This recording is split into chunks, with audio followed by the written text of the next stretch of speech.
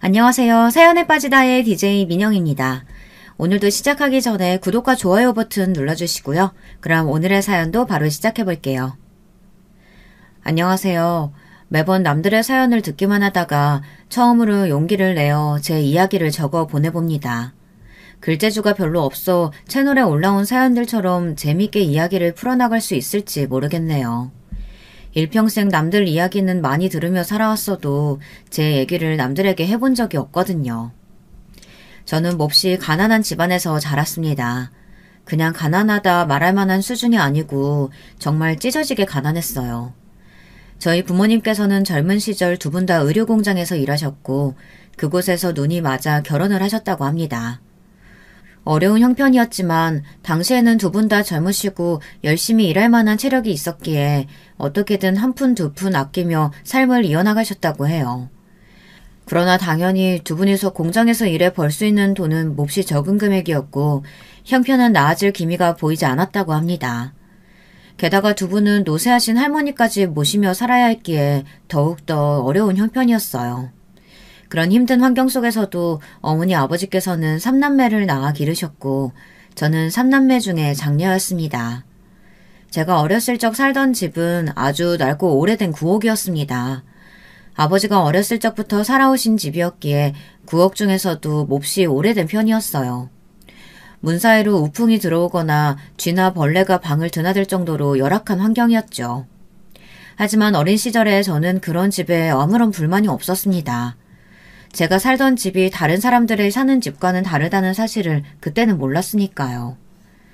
저와 동생들은 학교에 들어갈 나이가 될 때까지 부모님이 일을 나가 계시는 동안 낡은 집에서 아프신 할머니와 함께 지냈습니다. 어린 저와 동생들이 주로 하며 놀았던 놀이는 누가 먼저 곤충을 발견해 잡아오나 그런 것들이었어요. 집 주변에 들판을 뛰어다니며 삐비를 뽑아먹기도 했죠. 혹시 여러분도 삐비를 알고 계시려나요? 시골에선 흔히 볼 수 있는 풀이었는데 요즘은 보기가 많이 힘들어졌다고 하더라고요. 삐비 여러 개를 모아 껍질을 쑥 벗겨 하얀 속살을 씹으면 꼭 껌 같은 식감의 단맛이 입에 퍼졌어요. 가난한 형편에 간식은커녕 끼니도 제대로 챙겨 먹지 못했던 시절이었으니 꽃을 따다 꿀을 빨아먹기도 하고 메뚜기를 잡아 구워 먹기도 했습니다. 그때는 온갖 자연이 전부 우리의 놀이터이자 식량 창고였죠. 저희 집은 몹시 가난하긴 했으나 결코 불행한 가정은 아니었습니다. 부모님께서는 몹시 금슬 좋으신 부부였고 언제나 저희를 먹여 살리기 위해 열심히 일하셨어요. 어머니께서는 하루 종일 의료공장에서 미신기를 돌리며 제복 일을 하셨고 아버지께서는 지게차를 운전하시며 우류들을 나르셨습니다. 두 분은 모두 새벽같이 일을 나가 해가 다 졌을 때쯤에야 피곤한 몸을 이끌고 집에 돌아오셨지만 저희 앞에서는 언제나 웃는 얼굴이셨어요. 늦은 밤이면 가족들 모두가 한 방에 둘러앉아 군고구마를 먹으며 이야기꽃을 피웠던 기억이 납니다. 그러던 어느 날이었어요. 그날도 평소와 다름없이 동생들을 데리고 바깥에서 한참을 놀다가 늦은 저녁이 되어서야 집에 돌아갔습니다.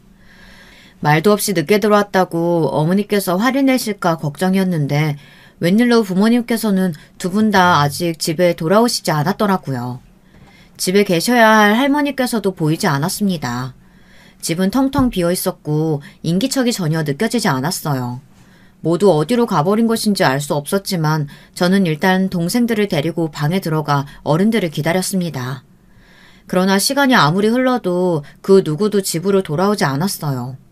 어린 동생들은 배가 고프다고 울기 시작했어요. 주방을 뒤져보았지만 먹을 만한 것은 아무것도 나오질 않았고 결국 저는 줄인 배를 움켜잡고 동생들을 달래며 긴 밤을 보내야 했습니다. 그날 밤 어떻게 잠들었는지 기억도 잘 나지 않아요. 눈을 떴을 때는 이미 날이 밝아 있었고 집 마당에 시끄러운 소리가 들려왔습니다. 급하게 자리에서 일어나 문을 열고 나가자 대문 앞에 마을 사람들이 몰려 웅성거리고 있었어요. 그리고 그 사이에서 어머니와 아버지가 모습을 보이셨습니다. 아빠, 다리가 왜 그래요? 그날 사람들 사이로 힘없이 대문을 걸어 들어오시던 아버지의 모습이 아직도 생생합니다. 한 팔로는 어머니의 부축을 받고 한 팔로는 목발을 집은 채 걸어오시고 계셨어요. 아버지의 한쪽 다리는 무릎 밑으로 아무것도 보이지 않았습니다. 부모님께서는 두 분 다 몹시 침울한 얼굴이었고 어머니께서는 웅성대는 사람들을 향해 모두 그만 돌아가달라고 소리를 치셨어요. 마루에 걸터 앉으신 아버지께서는 제 물음에 아무런 대답 없이 그저 한숨만을 내쉬셨습니다. 어머니께서는 그런 아버지 곁에서 한참을 아무 말 없이 우셨어요. 어렸던 저는 그 상황이 도무지 이해가 가질 않았습니다. 도대체 무슨 일이 일어났던 건지, 할머니는 어딜 가신 건지, 아버지의 다리는 왜 이상한 모양이 되었던 건지. 그 뒤로 아버지께서는 공장에 나가지 않으셨어요. 매일같이 방에 틀어박혀서 하루 종일 나오지 않으셨죠. 저희와도 아무런 대화를 나누시지 않았습니다. 아버지께서는 완전히 다른 사람이 된 것 같았어요. 밤늦게 공장에서 돌아오신 어머니께서 한참 동안 방 앞에서 차마 아버지를 부르시지도 못하고 서성이시던 모습이 기억에 남아있어요. 그 이후로 저희 집은 온통 침울한 분위기만이 가득했습니다. 그렇게 냉랭한 나날들이 계속되던 어느 날 어머니께서는 할 말이 있다며 저를 부르셨습니다. 지금 살고 있는 집을 팔고 도시로 이사 가려고 한다. 나 혼자 벌어오는 공장 봉급으로는 갈수록 빚만 늘어나고 있는 판국이야. 어린 너한테까지 이런 얘기 다 털어놓게 되어 미안하지만 넌 맞이 잡니? 앞으로도 네 아버지가 저런 식이라면 난 더 바빠질 거고 너희한테 신경을 기울일 여력이 없을 거야. 이사 준비부터 시작해서 네가 도와줄 일이 많아. 내가 없을 땐 네가 동생들을 지금처럼 잘 챙겨줘야 돼. 할 수 있겠지? 그렇게 말씀하시는 어머니의 얼굴은 몹시 피곤하고 힘들어 보이셨어요. 저는 애써 고개를 힘차게 끄덕였습니다. 어머니께서는 그런 제게 착하다, 착하다라는 말을 반복하시며 등을 토닥여 주셨어요. 그렇게 저희는 오랫동안 살던 낡은 구옥을 떠나 도시로 이사를 가게 되었습니다. 새로 이사를 가게 된 집은 아주 오래된 빌라의 반지하 단칸방이었습니다. 5 식구가 다닥다닥 붙어 있어야만 겨우 누울 자리가 마련될 정도의 작은 크기였죠. 전에 살던 구옥에서도 비가 오는 날이면 물이 새고 틈만 나면 쥐가 튀어나오곤 했지만 반지하방은 구옥보다도 훨씬 좋지 않은 환경이었습니다. 유일하게 나 있는 창문 바로 앞에는 하수구가 있어 온종일 악취가 진동했고 창문 틈으로 지나다니는 이들과 눈이 마주치는 일이 허다했죠. 대문 너머 반지하로 통하는 문은 제대로 닫히지 않아 숟가락 같은 거를 꼽아 안에서 고정시켜야 하는 구조였습니다. 집도 문제였지만 무엇보다도 이사 후 제가 제일 힘들었던 것은 달라진 주변의 환경이었습니다. 전에 살던 구옥의 주변에는 들판과 강, 드넓은 자연이 펼쳐져 있어 동생들을 데리고 마음껏 뛰어놀 수 있었지만 이사간 반지하방 주변에는 온통 건물과 매연을 풍기는 차들만이 가득했어요. 전학간 학교에서는 첫날부터 반지하에 사는 아이라는 말을 들었고 친구들과도 제대로 어울릴 수 없었습니다. 그러나 저는 어머니에게 힘든 티를 낼 수가 없었어요. 제 일이 아니더라도 어머니께서는 언제나 힘들고 지쳐 보이셨거든요. 저까지 어머니에게 마음의 짐을 얹어드리고 싶지는 않았습니다. 아버지께서는 도시로 이사 온 뒤에도 여전히 일을 나가시지 않고 언제나 집에서 하루 종일 TV만 보고 누워 계셨어요. 한 가지 달라진 점이 있다고 한다면 생전 술을 입에도 대지 않으시던 분이 매일같이 술을 드시게 되었다는 것입니다. 술이 많이 취하신 날에는 저희가 보는 앞에서 어머니를 때리시기도 했어요. 언성을 높이며 물건을 던지실 때면 동생들을 데리고 집을 나와 아버지께서 잠드시기 전까지 계단에 앉아있곤 했습니다. 어머니께서는 다음날 엉망이 된 얼굴로 새벽부터 일을 나가셨죠. 저는 그런 어머니가 몹시 안쓰러웠지만 어렸던 제가 할 수 있는 일은 아무것도 없었습니다. 하루빨리 아버지가 옛날처럼 다정한 아버지로 돌아와 어머니와 사이가 좋아졌으면 좋겠다는 허황된 바람만을 속으로 기도할 뿐이었죠. 그러던 어느 날이었어요. 그날은 굉장히 드물게도 아버지께서 외출을 하셨다 돌아오셨고 기분이 몹시 좋아 보이셨습니다. 아버지께서 술에 취하시지 않고도 웃는 얼굴로 보는 것은 아주 오랜만이었어요. 아버지께서는 좋은 분을 만나 도움을 받게 되었다며 앞으로 이런 반지하방에서는 더 이상 지내지 않아도 된다고 말씀하셨습니다. 그날 아버지께서 사들고 오신 후라이드 치킨에서는 정말 맛있는 냄새가 났어요. 동생들과 달려들어 허겁지겁 종이 상자를 비워냈던 기억이 납니다. 그때 먹었던 치킨이 태어나 지금껏 먹었던 음식들 중에 가장 맛있었던 것 같아요. 지금은 나름대로 고급 음식들을 자주 먹고 있는데도 말이죠. 그날 이후로 아버지께서 사주신 음식을 다시는 먹지 못했기 때문에 더 그런 생각이 드는 걸지도 모르겠습니다. 바로 다음 날 어머니와 아버지는 완전히 갈라서시게 되었으니까요. 다음 날 제가 눈을 떴을 때는 집안이 아주 조용했습니다. 얌전히 기다리고 있으면 아버지께서 오늘도 치킨을 사오시려나 하는 기대를 안고 동생들과 시간을 때우며 날이 저물 때까지 기다렸어요. 그러나 밤이 되었는데도 집에는 어머니도 아버지도 돌아오지 않으셨고 동생들과 저는 찬장에 있던 라면을 꺼내 부숴 먹고는 기다리다 지쳐 잠에 들었습니다. 시끄러운 소리에 눈을 떴을 때는 새벽녘이었어요. 어머니께서는 커다란 가방에 짐을 싸고 계셨고 아버지께서는 그런 어머니께 소리를 지르며 말싸움을 하고 계셨습니다. 나 이제 더 이상 당신 같은 사람하고는 못 살아. 그동안 내가 얼마나 참고 살아왔는지 알아?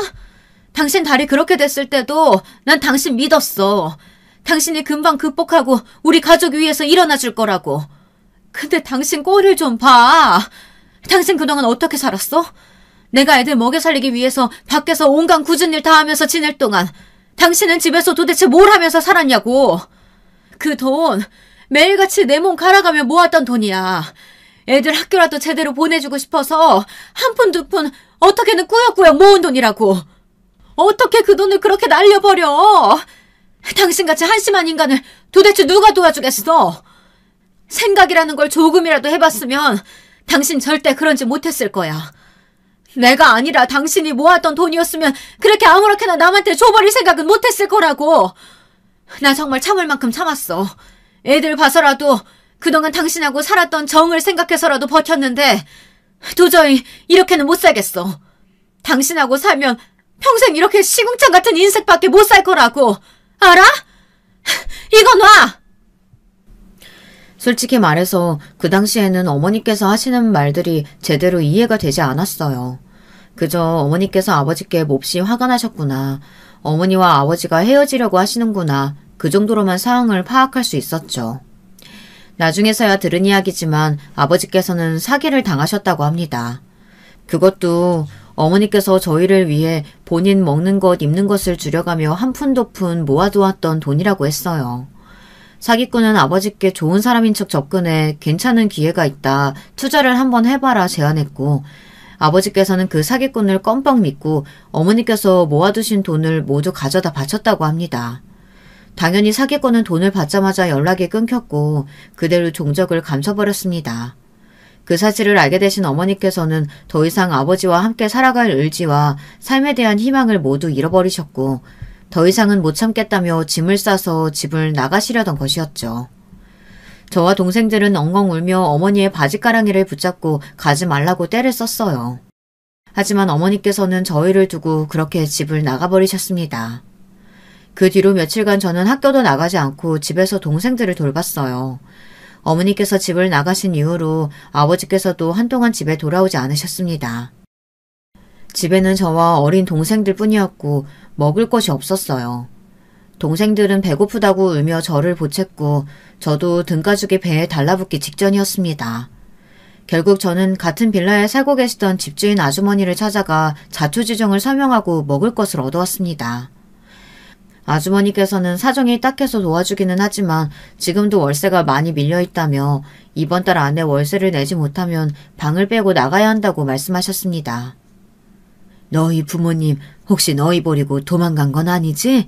확실히 돌아오기는 하는 거지? 하는 아주머님의 물음에 괜시리 당연하죠! 하고 소리를 빽 지르고 돌아왔던 기억이 나요. 아주머니 앞에서는 화를 냈지만 당시에 저는 솔직히 너무 무서웠습니다. 이대로 부모님이 두 분 다 돌아오시지 않으면 어떡하지 이런 두려움에 눈물이 났어요. 아무것도 모르는 동생들도 계속해서 울며 어머니를 찾았습니다. 그렇게 며칠이 흘렀고 집에 먼저 돌아오신 것은 아버지가 아니라 어머니셨습니다. 너희들 꼴이 그게 뭐야? 아빠는 어디 갔어? 밥은 먹었어? 어머니께서는 며칠 사이 엉망이 된 저희의 꼴을 보시고는 눈물을 터뜨리셨습니다. 어머니께서는 집을 떠나신 후로 영영 돌아오지 않을 생각이었다고 하셨습니다. 그러나 저희가 눈앞에 아른거려 도저히 혼자서는 떠날 수 없으셨다고 합니다. 며칠간을 고민하다 결국 집에 다시 돌아왔지만 아버지께서는 집에 계시지 않았고 저희가 방치되어 있는 모습을 보시고서는 몹시 분노에 차셨어요. 재활용조차 못할 인간이라면서요. 어머니께서는 그렇게 저와 동생들을 데리고 집을 나오셨습니다. 4명이 된 저희 식구는 아이러니하게도 아버지와 함께 지낼 때보다는 훨씬 화목하고 행복했어요. 물론 새로 구한 집도 여전히 오래된 빌라의 단칸방이었고 형편도 넉넉치는 않았지만 매일같이 방에 들어누워 술을 마시거나 물건을 던지시며 욕을 하시던 아버지가 사라진 집안은 몹시 평화로웠습니다. 어머니는 여전히 아침부터 저녁까지 저희를 먹여 살리시기 위해 일을 하시느라 바쁘셨기에 집안일을 온전히 저의 몫이었어요. 저는 학교를 다니면서도 집안 청소며 빨래, 동생들의 뒷바라지를 모두 도맡아 했습니다. 그렇게 시간이 흘러 저는 고등학생이 되었고 그날 평소보다 조금 일찍 집에 돌아오신 어머니께서는 드물게도 혼자 술잔을 기울이셨습니다. 그런 어머니의 맞은편에 앉아 오늘 밖에서 무슨 일 있으셨냐며 조심스레 물었어요. 그러니 어머니께서는 한숨을 쉬시며 잠시 뜸을 들이셨어요. 그러다 입을 여셨죠. 오늘 연락받았는데 네 아빠가 죽었대. 간암에 걸려서 죽었다고. 그렇게 술을 마셔대더니 내 그럴 줄 알았다. 갑작스러운 소식에 저도 기분이 이상했어요. 분명 아버지를 많이 원망하기는 했지만 그래도 어린 시절에 아버지와 함께했던 좋은 기억들도 조금은 남아있었으니까요. 뭐라고 대답을 해야 할지 망설이던 차에 술잔을 기울이시던 어머니께서 다시 이야기를 시작하셨습니다. 그날은 유난히 날씨가 덥던 여름날이었어. 미신기를 돌리는데 땀이 뚝뚝 떨어져서 옷감이 젖을 정도였지. 공장 안은 완전히 찜통이었어. 환기구가 돌아가곤 있었지만 시원하기는커녕 완전히 뜨거운 바람만이 불었다. 몹시 다들 지쳐 있었어. 멍하니 미신기를 돌리고 있는데 갑자기 바깥쪽에서 커다란 소리가 났어. 뭔가 무거운 것이 바닥에 떨어지는 듯한 소리였고 사람들이 웅성거리는 소리가 이어졌다. 바깥에서 무슨 사고가 났나 싶었지만 그건 나와 별 상관없는 일이었어. 당시에 나한테는 할당량을 빠르게 채우고 너와 네 동생들이 기다리고 있는 집으로 돌아가는 일이 더 중요했으니까. 그러나 곧 어떤 일꾼이 내게 다가와서 네 아빠 이름을 말하며 그 사람 부인이 맞냐고 물어오더라. 그렇다 대답하니까 빨리 나와보라고 내게 손짓을 했어. 어안이 벙벙해서 그 사람을 따라갔지. 그렇게 나간 바깥에서는 바닥에 쓰러져 있던 사람을 여러 일꾼들이 둘러싸고 있었고 바닥에 누워있던 사람은 다름 아닌 네 아빠였다. 네 아빠의 한쪽 다리가 완전히 짓뭉개져 있었어. 철제 박스가 네 아버지 위로 쓰러졌고 미처 피하지 못했던 그 사람은 한쪽 다리를 잃고 만 거야. 그날은 정말 더웠고 온몸에 땀이 비오듯이 나더구나. 눈앞의 풍경이 실제인지 환상인지 분간이 가지 않았어. 머리가 핑 돌고 그대로 바닥에 쓰러지고 말았지. 눈을 떴을 때는 병원이었어. 이미 네 아버지는 수술을 마친 뒤고 다리가 있어야 할 곳은 텅 비어있더구나. 소식을 듣고 병원에 달려오신 어머님께서는 충격에 쓰러지셨고 그렇게 쓰러지신 후 다시는 일어나지 못하셨어. 그렇게 허무하게 돌아가셔 버린 거지. 한쪽 다리를 잃은 네 아빠를 부축한 채 집에 돌아오는데 너무나 앞길이 막막하더구나. 너희에게 이 상황을 어떻게 설명해야 할지도 모르겠고 어머니의 죽음을 슬퍼할 겨를도 없었고 너도 알다시피 그날 이후로 네 아빠는 완전히 다른 사람처럼 변했다. 무슨 일이 있어도 언제나 밝고 긍정적이었던 사람이었는데 어떤 고난과 어려움이 있어도 함께 헤쳐나가자 얘기하던 사람이었는데 완전히 다른 사람이 됐어. 다른 사람들이 자기를 다리병신이라고 손가락질한다고 생각했고 나에게도 매번 공격적인 말투였다. 당신도 속으로 날 비웃고 원망하고 있는 거 다 안다고. 난 항상 아니라고. 당신 믿고 있다. 우리는 이겨낼 수 있다. 그렇게 그 사람을 응원해 주었지만 아무 소용없는 일이었어. 네 아버지는 점점 사람들 앞에 나서는 걸 두려워하고 있었고 피해의식에 사로잡혀 있었다. 생전 술이라면 입에도 대지 않던 사람이 매일같이 술을 마시며 폭력을 쓰기 시작했어. 처음 몇 번은 참았지만 너희들 앞에서도 손을 휘두르니 너무나 괴롭더구나. 몇 번이고 진지하게 이야기를 꺼내봤지만 네 아버지는 더 이상 예전의 그 사람이 아니었다. 매일매일 지옥이었다. 그렇지만 난 너희를 보며 버텨냈어. 비록 나는 시궁창 같은 인생을 살고 있어도 너희들에게만은 이런 인생이 아닌 다른 인생을 살게 해주고 싶었다. 그래서 허리띠 죽어라 졸라매며 돈을 모았어. 한 푼, 두 푼 식당 일하며 청소 일하며 닥치는 대로 모든 일을 하며 모았지. 그렇게 몇 년간 죽을 힘을 다해 모은 돈이었어. 그런데 네 아버지가 한순간에 그걸 날려먹은 거야.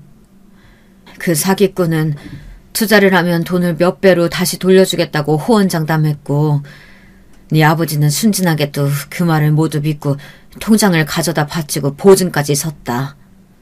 사기꾼은 그 모든 걸 받고 종적을 감췄고 그 사실을 알게 된 순간 난 정말 죽고 싶은 마음뿐이었어. 지금껏 어떻게든 버티며 꾸역꾸역 살아온 내 인생, 내 모든 세월이 부정당하는 기분이었다. 그렇게 집을 나갔고 실은 그날 목숨을 끊을 생각이었지. 근데 너랑 네 동생들 얼굴이 눈앞에 아른거려서 도저히 혼자서는 죽을 수가 없더구나. 너한테는 항상 미안한 마음뿐이다. 내가 힘들다는 핑계로 네게 너무 무거운 짐을 지은 거 다 알고 있다. 내게는 평생 사죄해도 모자라. 네가 도대체 무슨 죄가 있겠어. 나 같은 못난 부모 둔 것이 죄라면 죄겠지. 도무지 너를 볼 낯이 없구나. 그렇게 어머니는 제 앞에서 한참을 오열하셨습니다.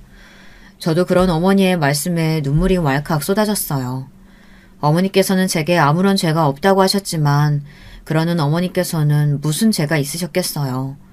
그저 사랑하는 남편을 믿고 결혼을 하고 아이를 낳고 있는 힘껏 최선을 다해 열심히 살아오셨을 뿐인데 저는 어머니가 전혀 원망스럽지 않았습니다. 오히려 너무 안쓰럽고 죄송스러운 마음뿐이었어요.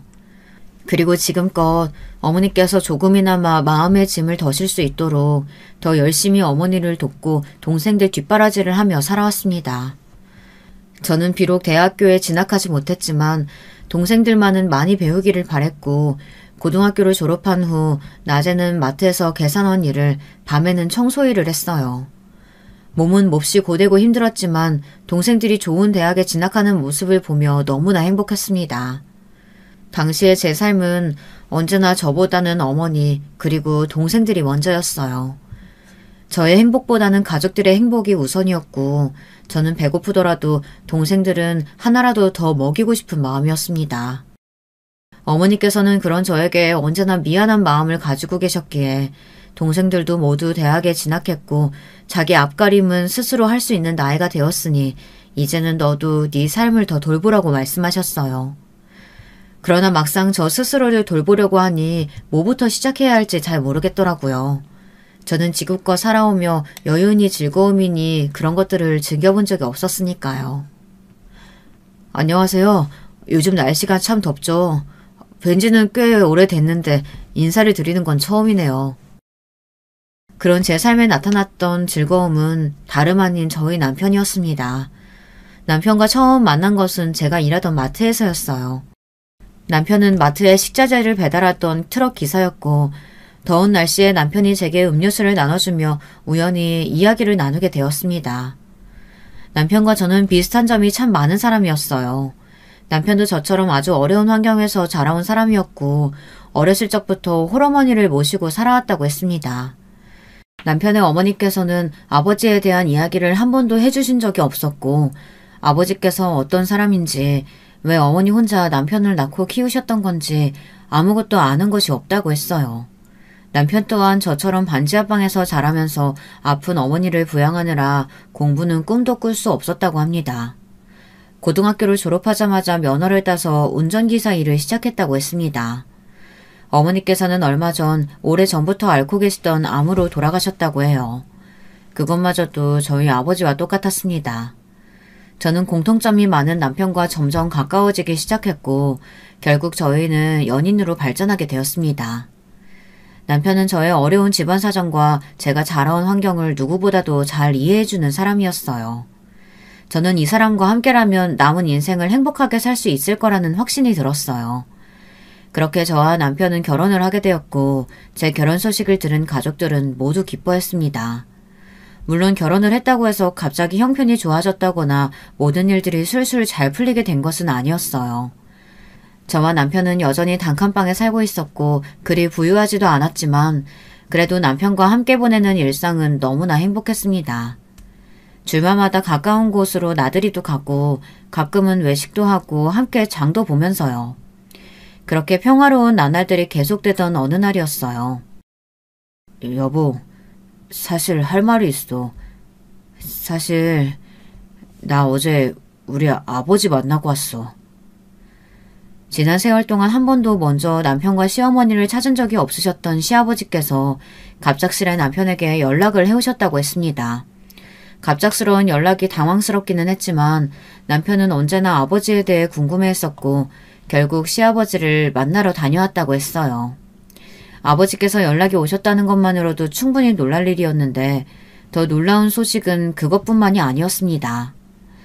약속 장소에 나타나신 시아버지께서는 무려 한 회사의 사장님이셨고 한눈에 봐도 몹시 부유해 보였다고 했습니다. 약속 장소도 남편은 태어나 한 번도 가본 적 없던 고급 식당이었고 정말 이런 사람이 내 아버지가 맞나 하는 생각마저 들었다고 했습니다. 솔직히 처음에는 원망스러운 마음이 먼저 들었어. 이렇게 부유한 형편에 돈이 많은 사람이었다면 나랑 어머니를 왜 그런 환경에서 살게 둔 건지. 조금이나마 도움을 줄 수는 없었던 건지. 그런데 아버지께서는 그동안 내 존재를 모르고 살아오셨다고 하더라. 어머니와 아버지께서는 젊은 시절에 연인이셨대. 그런데 어머니께서 어느 날 갑자기 이별을 통보하고 사라져버리신 거야. 어머니께서는 아버지 집안에 비해 몹시 가난한 집안 출신이셨거든. 아버지께서는 어머니와 결혼할 생각이셨지만 당연히 집안에서는 반대가 심했고 어머니께서는 그런 아버지를 위해 본인이 사라져주는 게 맞다고 생각했나 봐. 애써 매정하게 이별을 말하고 떠나셨던 거야. 그런데 이별을 한 뒤에서야 뱃속에 내가 이미 자라고 있었다는 사실을 깨달으신 거지.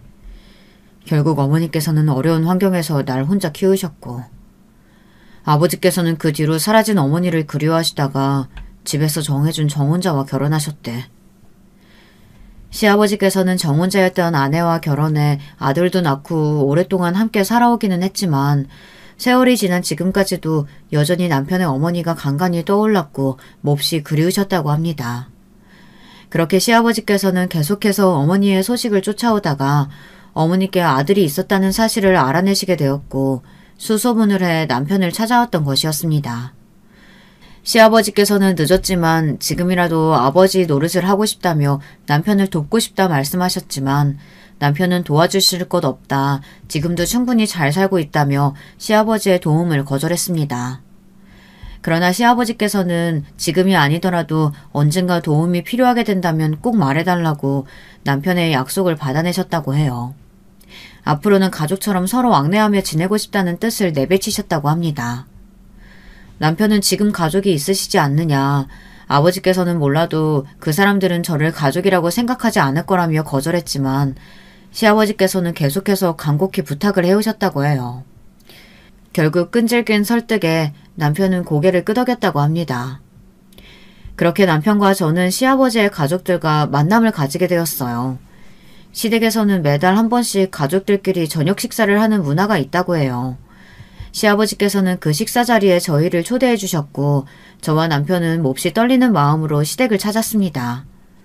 처음 만난 시어머니와 도련님께서는 걱정과는 다르게 저희를 꽤 살갑게 맞이해 주셨어요.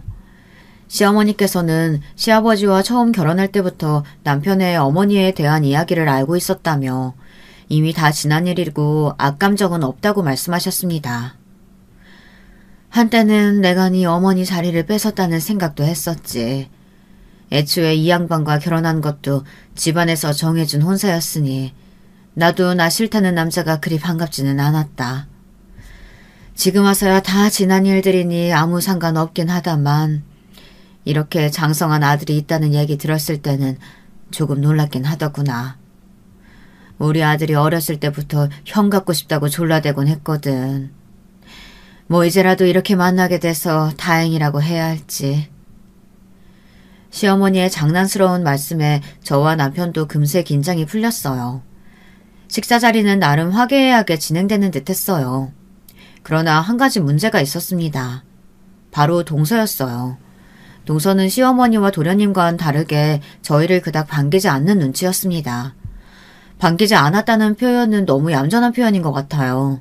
동서는 저희를 몹시 멸시하는 듯 보였습니다. 동서는 저와 남편과는 다르게 부잣집에서 교육을 잘 받고 자란 여자라고 했거든요. 그러나 제가 느끼기에는 동서는 교육을 잘 받은 것 치고는 그리 품위 있는 사람은 아니었습니다. 동서는 입만 열면 언제나 본인 자랑을 쏟아냈어요.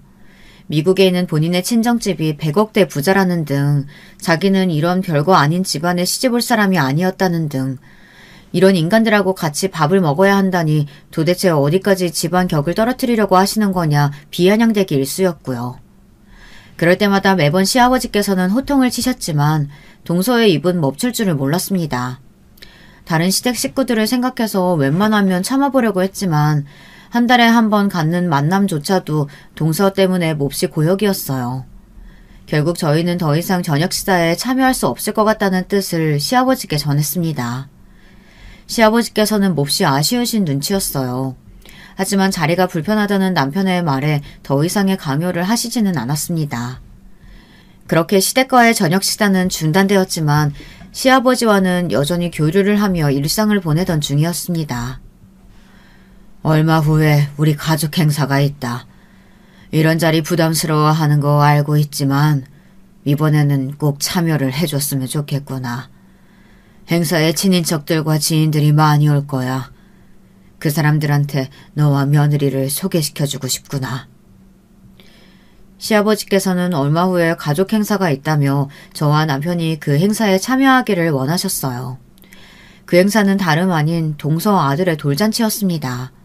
다른 것도 아니고 동서와 관련된 행사라니 솔직히 말해서 썩 내키지는 않았어요. 저녁 식사를 중단한 이후 시아버지께서 몹시 섭섭하신 눈치였기에 이번마저 시아버지의 청을 거절할 수 없어 결국 행사에 참여하겠다 답을 드렸습니다. 동서의 돌잔치는 장소부터 몹시 고급스러운 호텔이었고 생전 그런 호텔을 찾아가 본 적이 없었으니 옷차림부터 격식까지 여러 면에서 걱정이 많았습니다. 남편과 함께 큰맘 먹고 아울렛에 가서 좋은 옷도 한 벌씩 사입고 그래도 축의금을 내기는 해야 할 것 같아 깨끗한 돈으로 10만 원을 마련해 봉투에 넣어갔습니다.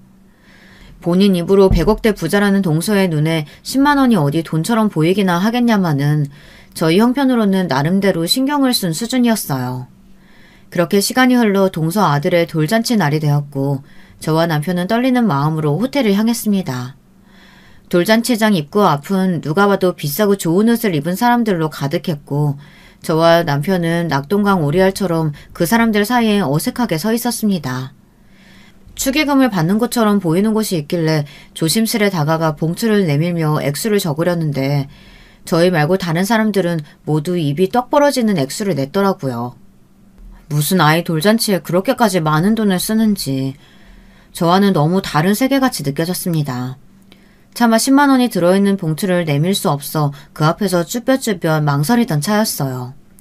그런 저희가 남들이 보기에도 몹시 이 자리와는 어울리지 않는 사람들이었는지 갑작스레 정장을 입은 사람들이 저와 남편 옆으로 다가왔습니다. 당신들 오늘 행사와 관련된 사람들 맞습니까?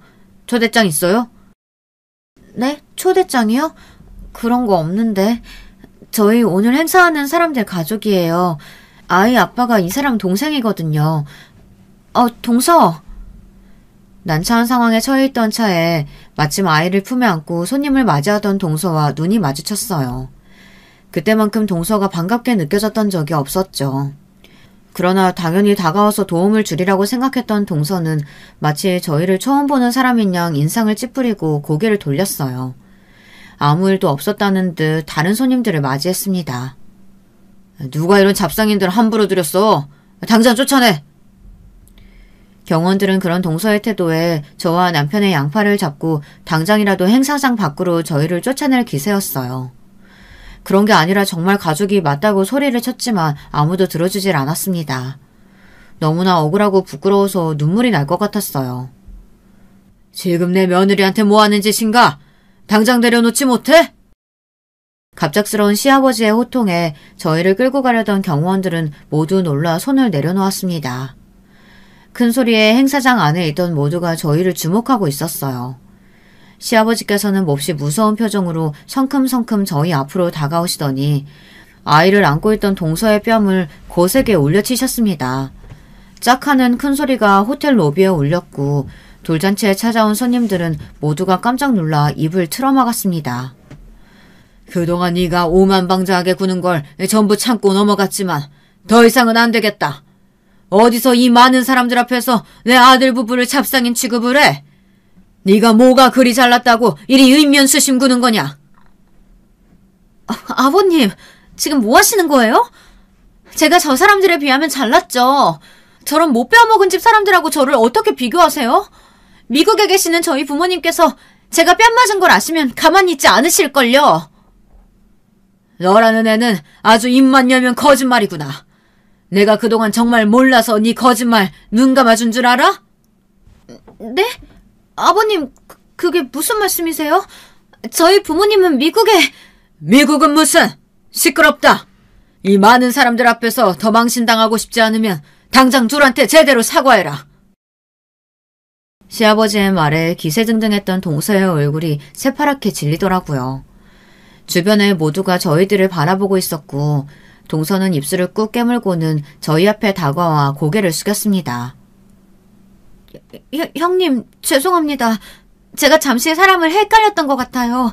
일부러 그랬던 건 아니에요. 제가 흥분해서 말실수했어요. 용서해 주세요. 어째 여기서 제일 못 배워먹은 건 너 같구나. 말하는 꼴하고는. 동서의 사과에도 시아버지께서는 불만이 가득한 표정이었어요. 하지만 돌잔치가 시작될 시간이었고 결국 사건은 그렇게 일단락되었습니다. 그 뒤로 동서는 저와 남편을 대하는 태도가 180도 변했습니다. 전에는 걸핏하면 못 배워먹었네 어쩌네, 가난한 집안 출신은 이래서 안 되네 하며 시비를 걸어오더니 갑작스럽게 형님 하며 친한 척을 해오더라고요. 이제 와서 동서와 친하게 지내고 싶은 마음도 전혀 없었고 무슨 이유에서인지 갑작스레 살갑게 굴어오는 모습이 오히려 더 불편하게 느껴졌습니다. 동서가 먼저 말을 걸어올 때마다 저는 언제나 칼같이 이야기를 잘랐어요. 동서는 그런 제 태도가 마음에 들지 않는 듯 했습니다. 저랑 얘기 좀 해요, 형님. 도대체 뭐가 문제예요? 제가 얼마나 더 형님 비위를 맞춰드려야 하는데요. 이만큼 했으면 됐잖아요. 이래서 못 사는 사람들은 안 된다니까. 정도가 없어, 정도가. 고집이 왜 그렇게 세요? 없이 살았으면 자존심이라도 접을 줄 알아야죠. 아버님이 좀 예뻐하시니까 눈에 뵈는 게 없으세요? 그쪽 남편만 아들이에요? 저희 남편도 똑같은 아버님 아들이에요. 그것도 정실 부인 아들이요. 당신네들 같은 종자랑은 비교가 안 된다고요. 동서, 갑자기 무슨 말인지 모르겠네. 없이 살았으면 자존심이라도 접을 줄 알아야 한다니. 내가 언제 동서 앞에서 자존심 부린 적 있어? 오히려 그건 내가 하고 싶은 말이야. 동서야말로 자존심 좀 그만 부려. 부잣집에서 좋은 교육받고 자랐다는 사람이 왜 그렇게 품위가 없어? 처음 만나는 자리에서부터 사람 면전에 대다고 욕할 때는 언제고 이제 와서 갑자기 왜 친한 척이야? 뭔가 캥기는 거라도 있는 모양이지? 뭐예요? 내가 캥기는 게 뭐가 있다고 그래요? 모 눈에는 뭐만 보인다더니 어이가 없어서. 그렇게 동서는 화를 내며 먼저 자리를 떠버렸고 그 이후로 되지도 않던 착한 동서 놀이는 끝이 났는지 제게 친한 척 말을 걸어오지는 않았어요. 그렇지만 시아버지 앞에서는 여전히 순한 양처럼 굴었습니다. 동서가 시아버지께 뭔가 약점이 잡힌 것이 분명했어요. 심증은 있었지만 물증은 없었죠. 그날의 일을 직접 목격한 것은 저와 남편뿐만이었으니 시어머니와 도련님께서는 전혀 아는 바가 없어 보였고요. 그렇게 묘한 기류가 흐르던 날들이 계속되었고 얼마 지나지 않아 일이 터졌습니다. 그날은 시아버지의 생신이었고 가족들은 물론 회사 사람들이 모두 모여 생신 기념 피로연을 열었습니다. 시아버지께서는 지난 가족 행사에서 저와 남편을 제대로 소개시키지 못했다며 이번 행사에서는 정식으로 인사를 시키겠다고 말씀하셨어요. 남편은 조금 부담스러워하는 눈치였어요. 그러나 시아버지께서 완고하셨고 결국 행사 중간에 남편을 옆으로 불러 세우셨어요. 여러분, 제가 얼마 전에 찾게 된 저희 장남입니다. 오랜 세월 동안 존재조차 모르고 있다가 이제야 만났죠. 저와 쏙 빼닮지 않았습니까? 하하하, 정식 소개가 늦었네요. 옆에는 제 첫째 며느리입니다. 이제 한 가족이나 다름없는 사람들이니 잘 부탁드립니다. 남편과 저는 어색하게 웃으며 연회장 안의 사람들과 인사를 나눴어요. 동서는 그 모습을 몹시 아니꼽게 바라보고 있었죠. 인사가 끝나갈 때쯤 시아버지께서는 저희 앞으로 처음 뵙는 남자분을 데려오셨습니다. 이쪽은 내 오랜 친구. 미국에서 지내시다 오랜만에 한국 들어와서 얼굴도 볼 겸 초대했네. 아, 그러고 보니 우리 둘째 며느리랑은 아는 사이일지도 모르겠구만. 자네가 강의하는 그 대학 출신이거든. 그래? 한인 동문회에서 본 적이 없는데 무슨 과라고 했었지? 내 주변에 아는 사람이 있을지도 모르겠네. 그러니까 제가 학교 다닐 때 당시에 좀 바빴거든요. 네, 많이 바빴죠. 그리고 한인들보다는 외국인들하고 주로 어울리기도 했고요. 제가 미국에서 태어나서요. 한인 동문회 같은 게 있었나요? 전 들어본 적이 없는데요. 그리고 전공은 경영학, 문학이었어요. 문학과였죠. 동서는 갑작스러운 시아버지 친구분의 물음에 몹시 당황한 눈치였고 버벅거리며 제대로 대답을 하지 못했습니다. 필요한 자리에 참석했던 사람들은 모두 그런 동서를 보며 의아한 얼굴이었어요. 한인 동문회를 들어본 적이 없다니? 문학과? 우리 대학엔 그런 과가 없는데 뭔가 잘못 알고 있는 거 아닌가? 제가 헷갈렸네요. 제가 나온 대학은 그 대학이 아니라 그 대학 바로 옆에 있던... 그만하면 충분하다. 도대체 언제까지 그 웃기지도 않은 연극을 할 생각이냐? 네 입으로 먼저 모든 거짓말 밝히고 사과하면 조금이라도 아량을 베풀어 주려고 했더니만. 네가 외국 대학은커녕 고등학교 졸업도 못했다는 사실 다 알고 있다. 부모님이 미국에 계신 게 아니라 오래전에 돌아가셨다는 사실도. 아버님, 그럼 아버님께서 일부러 이 사람 데려오신 거예요? 절 곤란하게 만드시려고요? 널 곤란하게 만든 건 내가 아니라 스스로겠지. 하나부터 열까지 거짓말로 우릴 속여놓고 어디서 뻔뻔하게 언성을 높여? 오늘부로 너는 내 며느리도 뭣도 아니다. 당장 이 자리에서 나가! 필요한 자리는 그렇게 엉망이 되었고 시아버지와 동서의 대화를 들은 도련님과 시어머니께서도 몹시 충격을 받으신 듯 했습니다. 알고 보니 100억대 부자라던 동서의 친정은 애초부터 존재하지도 않았던 겁니다. 동서는 저와 남편처럼 어려운 집안 출신이었고 몹시 가난한 어린 시절을 보냈다고 합니다. 가난이 지긋지긋했던 동서는 부모님이 돌아가신 후 미국에서 혼자 한국으로 공부하러 온 부자 학생인 척 가짜 자료들을 만들어 신분을 속였습니다. 동서는 위조한 자료들로 여러 집안 자제들과 선을 받고 그러다 도련님을 만나게 되어 가짜 신분으로 결혼까지 했습니다. 시아버지께서는 결혼 후 얼마 지나지 않아 그 사실을 알게 되셨다고 했어요. 처음에는 이 사실을 가족들 모두에게 밝히려고 했지만 이미 동서가 도련님의 아이를 임신한 후였다고 합니다. 동서가 뻔뻔하게 거짓말을 할 때마다 속으로는 기가 차셨지만 시아버지께서는 분란을 만들어 가족의 평화를 해치고 싶지 않으셨다고 했어요. 그러나 동서는 날이 갈수록 거만해졌고 아들을 낳고 난 후로는 더더욱 유세가 심해졌다고 합니다. 시아버지께서는 점점 그런 동서가 거슬리셨고 그런 시아버지의 거슬림에 정점을 찍었던 것이 바로 돌잔치에서의 사건이었죠. 그 뒤로 시아버지께서는 동서의 콧대를 크게 눌러줄 계획을 벼르고 계셨다고 합니다. 출신을 속여 결혼한 것이 모두에게 들통난 동서는 그 뒤로 얼굴을 들고 다니지 못하게 되었습니다. 당연히 도련님과는 이혼 절차를 밟게 되었고요. 아직 어린 동서의 아들에게는 좀 안 된 일이었지만 오히려 이혼이 빠를수록 아이가 엄마를 기억하지 못할 테니 오히려 좋은 일이라 볼 수도 있었죠. 도련님께서는 어쩐지 그동안 동서가 이상한 낌새를 자주 보였다며 혀를 찼습니다. 미국에서 살고 왔다는 사람이 어렸을 적 추억 얘기를 전혀 못할 때부터 의심을 했어야 하는데 그저 시간이 오래 지나서 생각이 잘 나지 않을 수도 있다고만 생각했어요.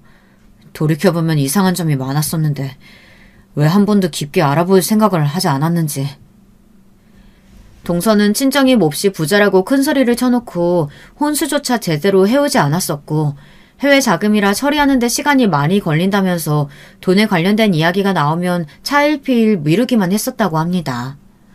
아는 사람의 소개로 시작된 선자리였기에 도련님께서는 조금 의문스럽게만 생각했지 동서의 모든 것이 가짜일 것이라고는 상상도 해보지 못했다고 했어요. 물론 그 지인도 동서의 거짓 자료들에 깜빡 속아 도련님께 선자리를 주선했던 것이었죠. 결혼 후 시간이 지날수록 도련님께서는 동서가 외국에서 오래 교육을 받은 부잣집 자제처럼 느껴지지 않을 때가 많았지만 본인이 괜히 예민하게 구는 것일 거라고 생각하고 애써 넘겨왔다며 자조적인 한숨을 내뱉으셨습니다.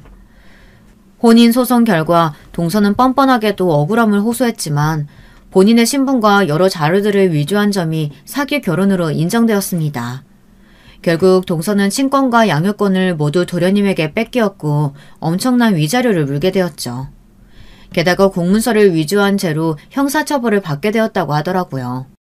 땡전 한 푼 없이 시댁에서 쫓겨났으니 무슨 돈으로 위자료와 벌금을 낼지는 저도 모르겠네요. 또다시 어디선가 신분을 속여 사기를 치고 다닐지도 모르는 일이죠.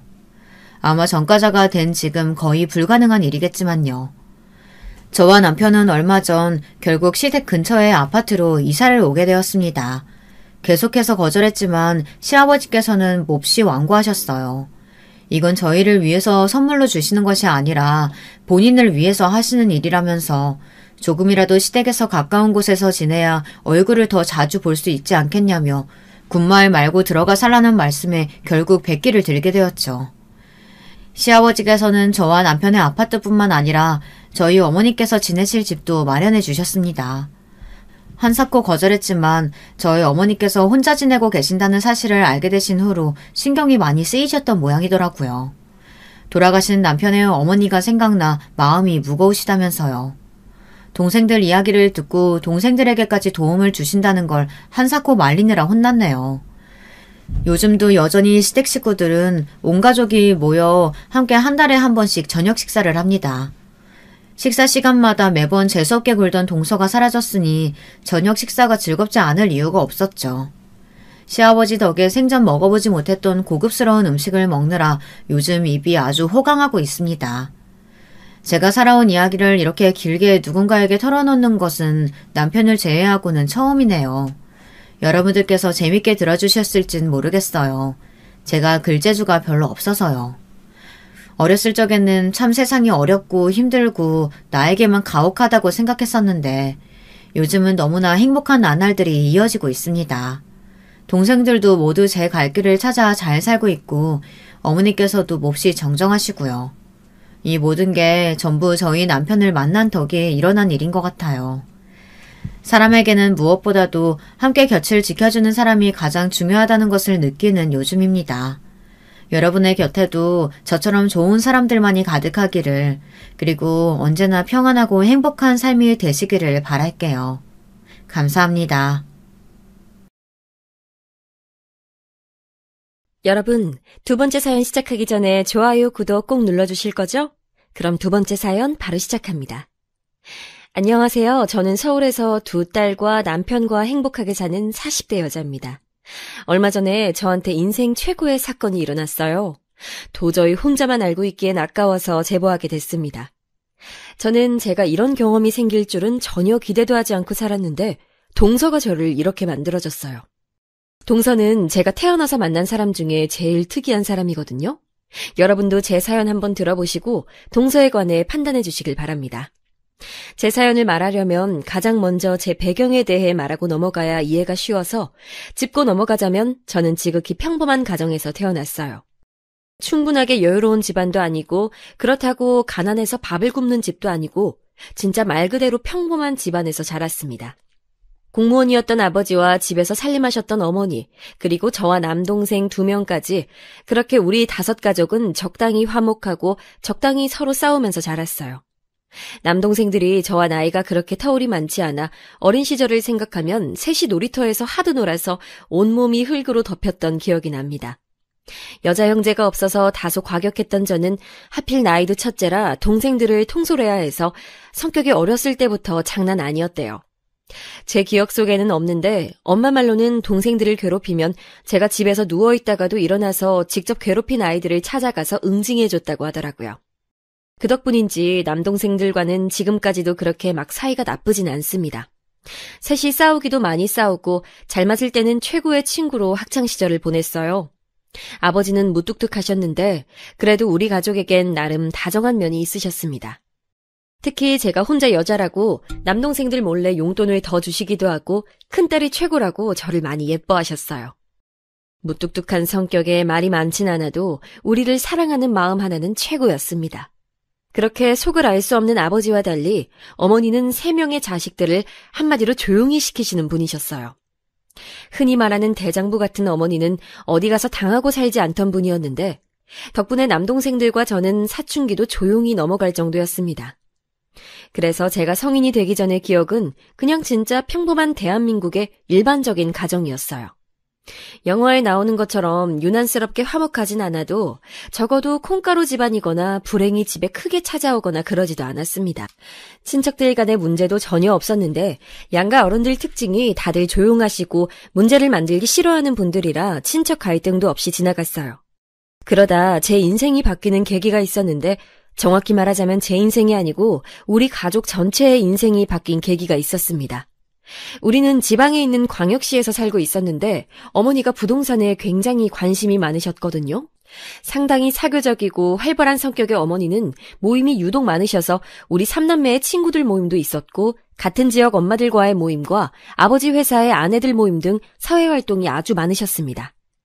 그러다 어떤 모임에서 부동산 얘기가 나와서 어머니가 그때부터 부동산에 관심을 크게 가졌는데 정말 너무 운이 좋게 제가 딱 대학에 입학했을 때 우리 집 재산이 2배로 늘어났어요.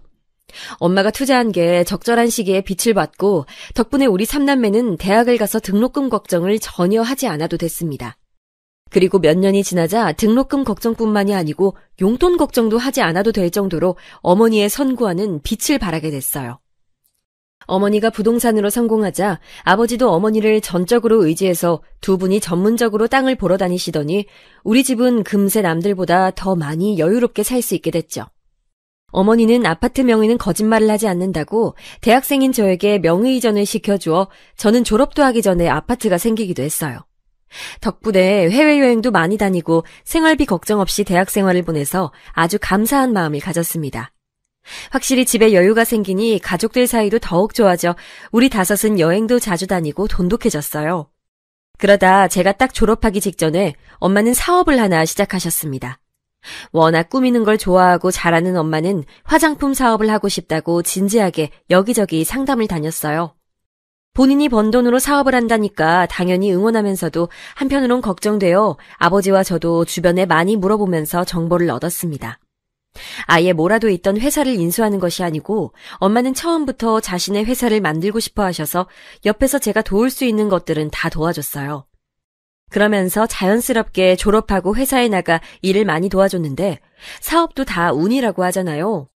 마침 엄마의 회사는 때를 잘 타서 예상보다 큰 수익을 가질 수 있었습니다. 그 모습을 보고 우리 이모는 엄마 사주가 돈줄을 쥐고 태어난 사주라 그렇다고 하던데 저는 엄마가 얼마나 고생하고 많이 신경 썼는지 아니까 오히려 잠도 자지 않고 매진하는 엄마가 안쓰러웠어요. 그래서 더욱 도울 수 있는 것들은 도왔는데 예를 들어 공장에 가거나 거래처에 갈 때 엄마가 운전에 미숙하셔서 대신 운전도 하고 엄마 비서처럼 식사도 챙기고 했습니다. 회사가 커지면서 직원들 채용도 했는데 면접에도 들어가고 제가 마침 대학 전공이 회계여서 전공을 살려 엄마를 많이 도와줬어요. 엄마는 그런 제가 고맙고 기특하다고 저를 회사 임원이라고 말하고 다니셨죠. 그러다 아버지도 퇴직하시고 엄마 회사에 소일거리를 하러 나오셔서 거의 온 가족이 엄마의 회사를 위해 일했다고 해도 과언이 아니랍니다. 동생들도 힘을 써야 하는 일이 생기면 나와서 도왔고 아무래도 처음부터 끝까지 다 알아서 해야 하는 게 사업이라 이렇게 5명이 매진해도 가끔은 벅차기도 했어요. 그렇게 일하다 보니 저는 어느새 결혼 정년기가 됐는데 그때 사귀던 남자친구가 있긴 했습니다. 대학생 때부터 사귀던 남자였는데 저는 그 남자친구와 결혼하려고 생각하고 있었어요. 그런데 믿었던 남자친구에게 배신을 당하게 됐는데 우리가 같은 학교여서 겹치는 지인이 매우 많았습니다. 어느 날 동기가 저에게 긴히 할 말이 있다고 저를 불러서 약속 장소에 나갔는데 믿을 수 없는 말을 듣게 됐어요. 얘 미주야, 네 남자친구 요즘 술자리에 나오면 자기 땡 잡았다고 얼마나 난리치는 줄 알아? 돈 보고 결혼하는 거라고 사람들 앞에서 하도 입을 털어서 내가 다 민망하더라. 넌 바빠서 모르는 것 같아서 알려주는 거야. 이따 술자리 또 있으니까 올 수 있으면 몰래 와봐. 처음 동기의 말을 듣고 저는 동기가 저를 놀리는 줄 알았습니다. 그도 그럴 것이 남자친구는 저에게 진짜 지극정성이었고 말 그대로 헌신적인 사람이었어요. 저를 오래 봐온 중고등학교 친구들도 남자친구 잘 만났다고 하고 당연히 우리 부모님과 심지어 동생들도 많이 봤던 사람이었습니다. 우리 막내 동생이 전공이 체육인데 마침 남자친구도 취미가 체육이라 같이 저를 빼고 둘이 만나서 체육관에 갈 정도로 친했어요. 가족들도 신뢰했고 남동생들도 제 남자친구가 언제 진짜 가족이 되는 거냐고 물을 정도였는데 저 말을 듣고 신뢰할 수가 없어서 직접 술자리에 나갔는데 동기의 말은 사실이었습니다. 미주? 당연히 좋지. 근데 더 좋은 건 걔네 집안 돈이지. 돈 보고 결혼하는 게 나쁜 건 아니잖아? 나 이제 부자야. 우리 엄마는 벌써 뭐하고 살지 신났더라. 술에 취해 얼굴은 벌게진 채로 우리 집 재산이 최고라고 떠드는 남자친구를 보고 참을 수가 없었어요. 당장 들어가서 육두문자를 내뱉으며 헤어지자고 하고 집으로 돌아오는데 너무 괘씸하고 원망스럽더라고요. 상황이 믿기지 않아 눈물도 나오지 않았는데 다음날 엄마가 둘이 여행 안 가냐고 묻는 말에 무너져서 얼마나 울었는지 모릅니다. 그 남자친구는 우리 집에 찾아오고 동생들을 찾아가고 엄마 회사에도 나와서 자기가 다 잘못했다고 무릎 꿇고 빌며 사정했는데 눈도 깜빡하지 않았어요. 이미 정이 떼질 대로 떼진 저는 그때는 제 인생의 결혼은 당연하고 남자도 없다고 생각했습니다. 아무도 믿을 수 없었고 그냥 결혼하고 싶지 않았어요. 그런 제게 엄마는 머리도 식힐 겸 여행을 혼자 다녀오라고 하셨는데 저도 마침 회사 일에 몰두하느라 모든 게 지쳐서 엄마 말대로 유럽으로 여행을 가게 됐습니다. 혼자 떠난 여행이라 설렘과 두려움을 안고 나섰는데 운명처럼 거기서 지금의 남편을 만나게 됐죠. 절대 결혼은 없다고 연애도 하지 않을 거라고 술에 취해 가족들 앞에서 내뱉었던 게 얼마 되지도 않았는데 지금 생각해도 웃긴 해요. 여행하다 우연히 만났던 남자친구는 저보다 2살 어렸는데 대학을 졸업하고 본격적으로 취업하기 전에 여행을 왔다고 했습니다. 첫 만남이라 그랬던 건지 평생 엮일 거라 당연히 생각하지 않고 저에게 일어났던 어이없는 결혼 파투를 얘기하니 자기 일처럼 진지하게 들어주는 모습에 안정감을 느꼈어요. 그리고 그렇게 인연이 끝난 줄 알았는데 돌아오는 비행기에서 마주치고 서로 놀라서 한국 오는 비행기에서 얼마나 둘이 많은 얘기를 했는지 모릅니다. 한국에 도착하고 서로 연락처를 교환하고 몇 번 더 만났는데 그렇게 진지하게 연인관계로 발전하게 됐어요. 사실 연애를 시작할 때까지만 해도 당한 게 있어서 결혼 생각은 하지 않았는데 2년째 사귀다 보니 진지하게 결혼 생각이 들었습니다. 처음 만났을 때부터 한결같고 다정하고 무엇보다 우리 집 재산에 전혀 관심이 많지 않은 모습을 보니 이 사람이라고 느끼게 됐어요. 엄마에게 고민을 털어놓으니 엄마는 한번 일단 데리고 오라고 하셔서 데려왔더니 저보다 엄마가 더 제 결혼에 진심이 되었습니다. 아니, 생긴 것도 그렇고 생각이 깊은 것도 그렇고 딱 내가 원하던 사이야. 엄마는 대놓고 제 남자친구를 마음에 들어 하셨고 아버지도 남동생들도 다 환영하는 분위기였어요. 그렇게 저는 예비 시댁에 방문하게 됐는데 사실 처음 갔을 때 깜짝 놀랐습니다. 왜냐하면 평소에 남자친구가 말하지 않아 몰랐는데 시댁은 가정 형편이 그렇게 좋은 편은 아니었어요. 찢어지게 가난하지는 않아도 여유롭게 살고 있진 않았는데 그래도 제가 인사 온다고 하니까 시어머니가 상다리 부러지도록 음식을 많이 준비해 주셨습니다. 남자친구는 아버지가 일찍 돌아가셔서 홀어머니라고 했는데 이 얘기를 주변에 하니까 홀시모는 안 된다고 제가 고생할 거라며 결혼을 말리는 지인들이 대다수였어요. 하지만 저는 직접 만나보고 결정하고 싶어서 인사를 갔더니 걱정과는 달리 시어머니는 저를 아주 따뜻하게 맞아주셨습니다. 이렇게 부족한 집에 인사를 오다니 내가 오히려 고마워요. 아니에요, 어머님. 너무 맛있어요. 맛있다니 다행이에요. 많이 들어요? 시어머니는 아들 여자친구인 저에게 어찌나 예의 바르고 다정하게 대해주시던지 남자친구가 누구를 보고 배웠나 했더니 바로 시어머니의 인성 자체가 너무 훌륭하셨어요. 물론 그게 꾸며진 모습일 수도 있지만 시어머니의 표정과 눈빛을 보면 여러분도 저처럼 안심하고 이런 집안과 결혼하고 싶다고 하실 거랍니다. 집에는 남동생의 유일한 동생인 시동생도 있었는데 저는 남동생만 2명이라 어색하지 않게 대했더니 금방 낯가림이 사라졌어요. 그리고 시어머니는 첫 만남에 제 손을 꼭 잡고 말씀하셨습니다. 이렇게 귀한 집 딸이 며느리가 된다니 너무 감격스러워서 말이 나오질 않아요.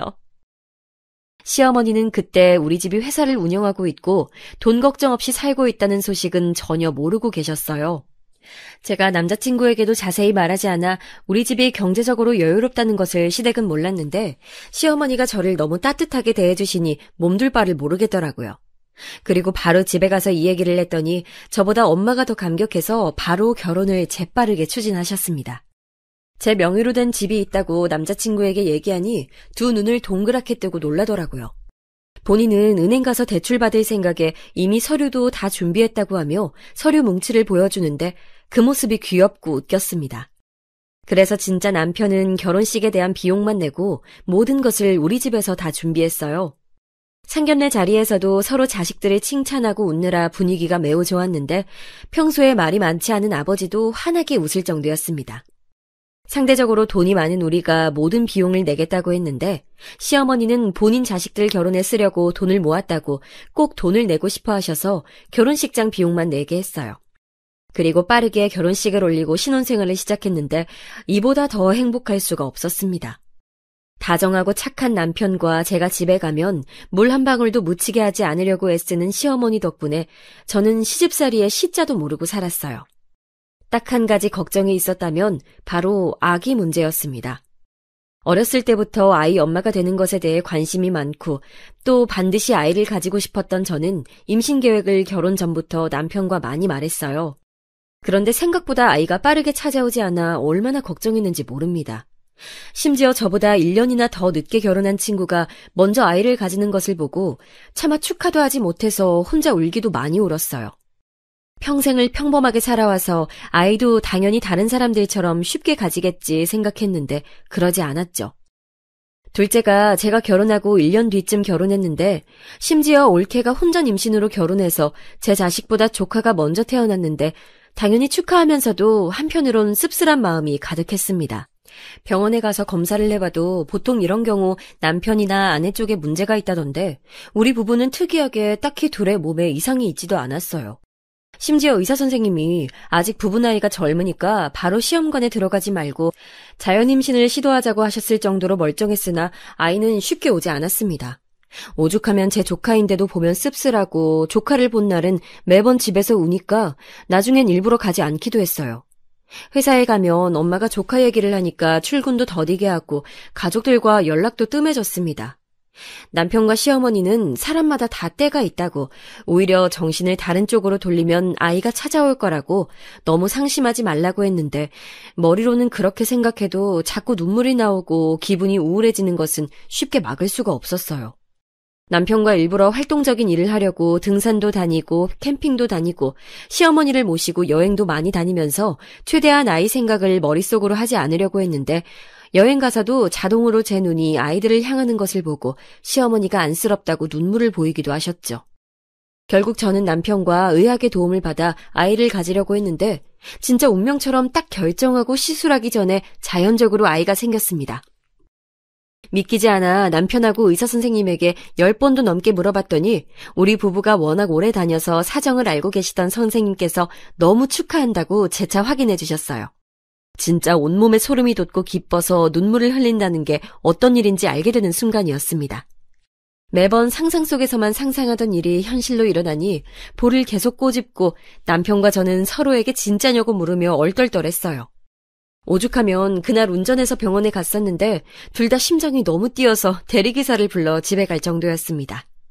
제가 이 얘기를 주변에 하면 다들 그렇게 놀랄 일이냐는데 이건 아이가 쉽게 생긴 분들은 절대 이해하지 못할 감정이에요. 그리고 시어머니와 친정에 알렸는데 시어머니는 오열하시며 그동안 고생 많았다고 하셨고 우리 엄마와 아버지도 정말 좋아하셨습니다. 그리고 임신은 초기가 가장 중요하니 최대한 몸을 편안하게 하라는 의사 선생님의 말대로 남편과 저는 모든 것을 제 배 안에 있는 아이에게 집중했어요. 막상 임신하니까 그제야 우리 조카도 마음 놓고 예뻐할 수 있었고 올케와도 더 가까워지는 계기가 됐습니다. 혹시라도 유산의 가능성이 있으니 그냥 길거리를 걸을 때도 아주 조심스럽게 걸었고 먹는 것도 철저하게 임산부에게 좋지 않은 음식 목록을 다 뽑아 아예 부엌에 붙여놓을 정도였어요. 그때 엄마 회사에 나가지 않고 있어서 집안일은 다 제가 했었는데 남편은 그러다 제 몸이 무리할 수도 있다고 본인이 모든 집안일을 했습니다. 회사 다니느라 바쁠 텐데 혼자서 요리하고 청소하고 빨래까지 하는 것을 보고 저는 전혀 스트레스를 받지 않고 태교할 수 있었어요. 생각보다 자연유산이 매우 흔하다는 것도 주변에서 말해줘서 알고 있었는데 우리한테는 절대 일어나면 안 되는 일이라고 남편과 얼마나 둘이 좋은 생각을 많이 하려고 애썼는지 모릅니다. 입덧이 조금 있어서 먹는 것에 예민하긴 했는데 이상하게 시어머니 음식을 먹으면 입덧이 없어서 시댁에 많이 가서 지내기도 했었죠.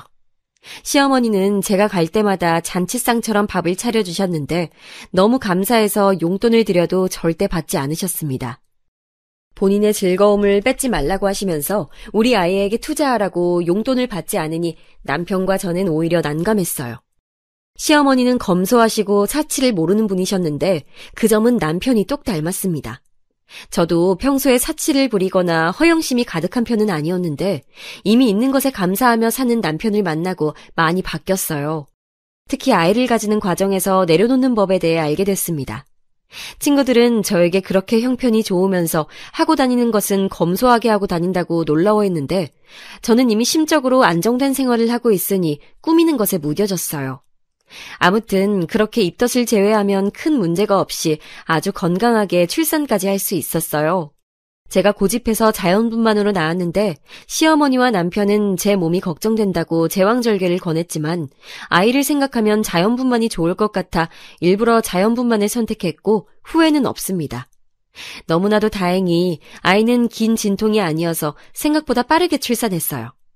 성별은 딸이었고 미숙아도 아니었고 손가락 발가락도 5개가 있었고 의사 선생님이 아주 건강하다고 할 정도로 튼튼한 아기로 태어났습니다. 엄마와 아버지도 보러 오시고 남동생들도 병원에 와서 아이 얼굴을 보고 갔는데 다들 아이가 예쁘다고 칭찬해줬죠. 퇴원하고 저는 집에서 산후조리를 했는데 친정엄마는 회사 운영을 하느라 바쁘니 시어머니가 와서 도와주셨습니다. 친구들은 시어머니가 조리해주는 것이 가능하냐고 물었는데 우리 시어머니는 저한테 불편하게 하는 분도 전혀 아니고 언제든 배려가 몸에 익숙하신 분이라 오히려 제가 원했어요. 역시나 시어머니는 오셔서 온 집안의 집안일까지 하시며 저를 봐주셨는데 그걸 본 친정엄마가 감동해서 시어머니에게 선물을 해줘도 이런 것을 받아도 되냐고 하시는 분이랍니다. 진짜 오로지 제 편의를 봐주시며 아이를 봐주셨는데 심지어 아이도 얼마나 잘 보시던지 저는 시어머니가 전문적으로 그 일을 하는 줄 알았답니다. 이 경험으로 우리 집은 시댁에 도움이 될 수 있으면 좋을 것 같아 시어머니에게 뭐 원하는 게 있냐고 몇 번을 물었는데 그럴 때마다 시어머니는 전혀 없다고 본인이 원해서 도와주신 거라며 매번 거절하셨어요.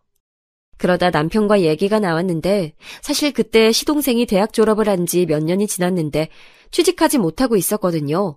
제가 갑자기 그 생각이 들면서 괜찮으면 도련님을 우리 엄마 회사에서 일하게 하는 것은 어떤지 말을 꺼냈습니다. 남편은 제가 말을 꺼내자 크게 기뻐하며 그럴 수 있으면 너무 행운이라며 좋아하더라고요. 그 모습을 보고 진작 말할 걸 후회하며 시어머니와 도련님에게 말했더니 당연히 두 분도 좋아했습니다.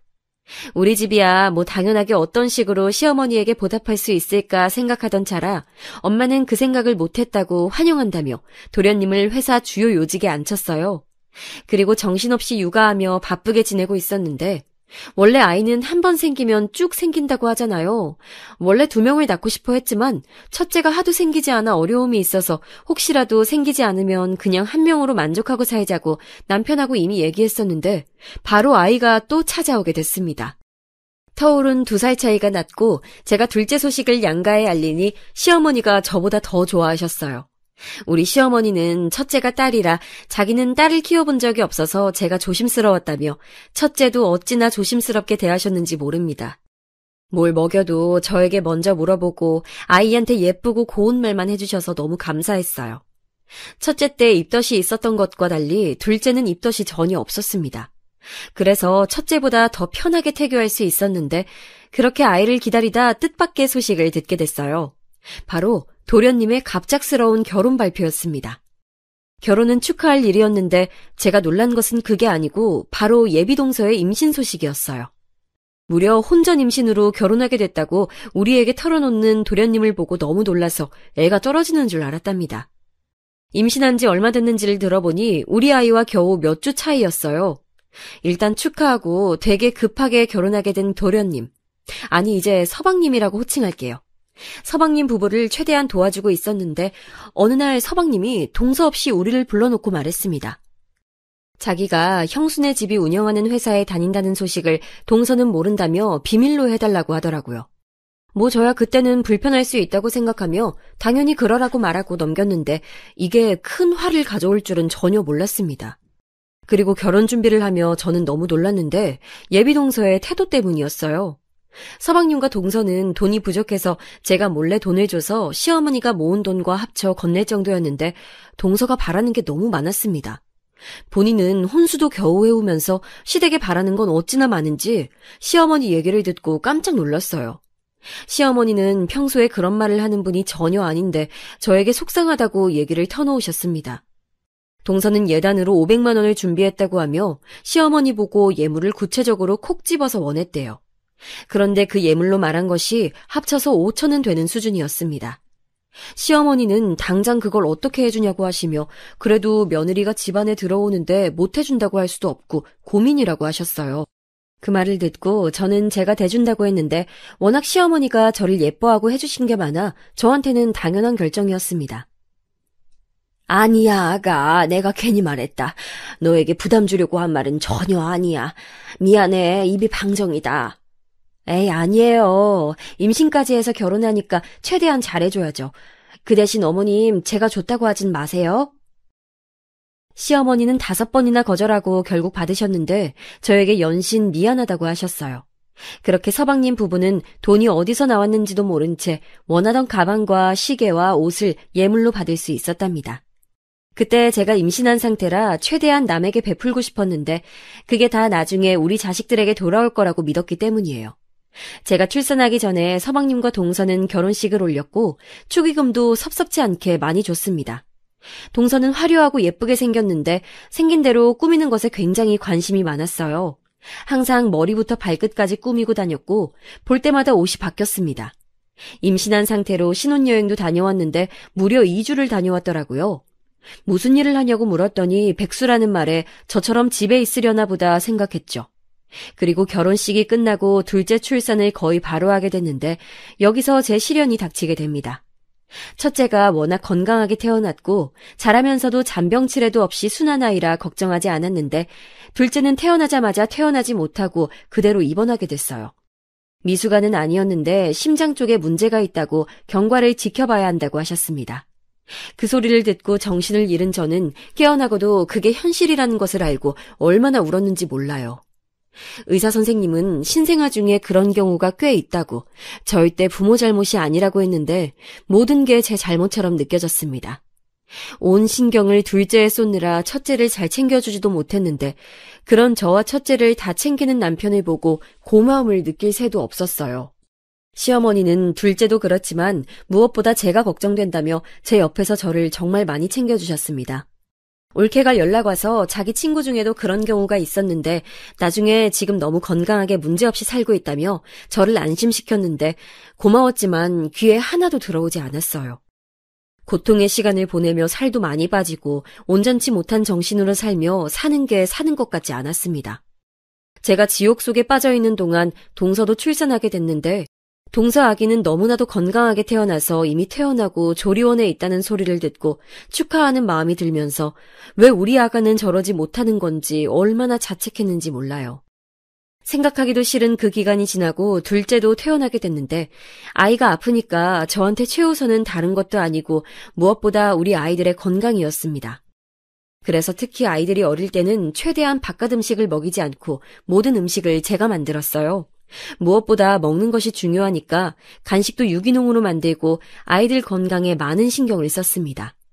그도 그럴 것이 둘째가 병원에 정기적으로 가야 하니까 더 그랬어요. 아이들을 키우며 저는 동서와 가깝게 지내게 됐는데 아무래도 동서 자식과 우리 둘째가 동갑이고 개월수도 비슷하니 말이 통하는 게 많았습니다. 그런데 어릴 때는 그래도 괜찮았는데 아이들이 크면서 불편한 상황들이 지속됐어요. 무엇보다 양육 방식에 관해 의견 차이가 생겼는데 저는 둘째가 건강이 좋지 않았던 것도 있고 원래 남편과 저는 아이들에게 학업 스트레스를 주고 싶지 않았습니다.